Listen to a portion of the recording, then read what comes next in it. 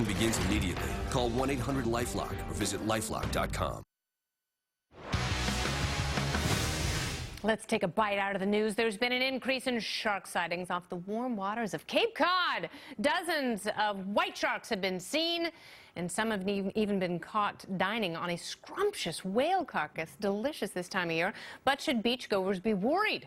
Joining me now, it's Eric Hovland. He's the Associate Curator and Shark Expert at the Florida Aquarium in Tampa, Florida. Welcome to the show, Eric. Well, thank you for having me. Anything that is for quite a mustache, today. and I must congratulate you on that. Well done. Thank you. I was going for congratulations. Yeah, baby. All right, so let's talk about the sharks. Do nor'easterners have something to fear with all these white sharks in the water, munching seals and snacking on whales?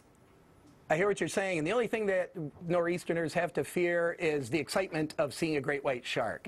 That's something to really look forward to. This is good news. This is good news for the sharks. This is good news for the folks in the region as well. How is it good news for people? Because, you know, obviously since Jaws, everyone is terrified of these predatory beasts who lurk in the oceans just waiting to devour babies.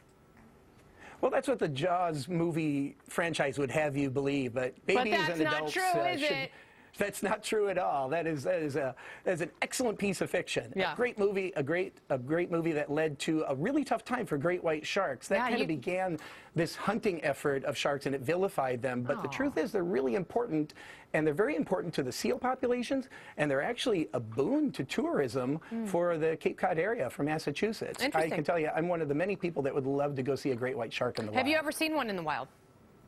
I have yet to see one in the wild, and I would be, again, my fear is that I have not seen one yet, so I'm excited to see one. And in fact, there's boats and tourism right now that, whereas whale watching has been in vogue for a number of years, great white shark sightings are the next exciting thing. All right, so you say that it's because of the gray seals. They are so populous in the region, and there are many more people out there who can easily spot some of these sharks, so that's why we're seeing more of them, correct?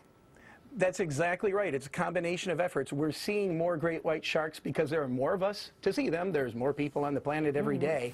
Folks are getting out to the beach. We have better ways to share on social media. We can track these sharks now using the OSEARCH app.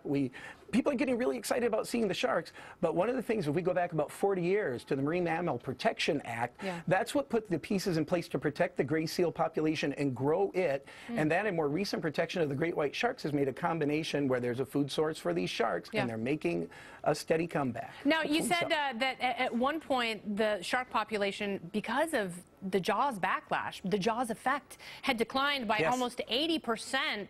Have they repopulated themselves? Well, studies are still taking place to check on the growth of the great white shark population. So let's remember something, too. These were numbers that were taken back in the 80s, shortly after Jaws came out in the mid-70s. Shark hunting rodeos became a big thing.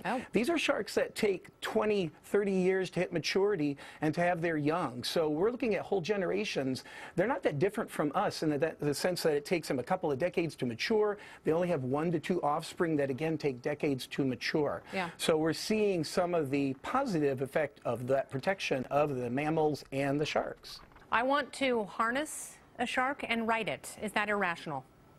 Highly not recommended. Yes, sharks are in no way animals that should be, let's understand them, that they are wild animals, and we're sharing a wild environment with them. So harnessing them, riding them, that wouldn't be good for you or the shark, large or small.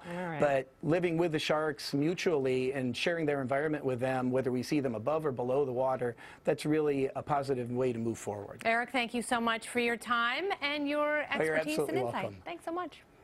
And Happy thank to speak with you. Very good. Love it. Watch the show always, and thank you for watching tonight. Tomorrow, I've got Judge Andrew Napolitano, Greg Gutfeld, and Camille Foster. You know him, you love him. Let's hug him. And please follow me on Twitter and Instagram @KennedyNation. On Facebook, it's Kennedy FBN. Email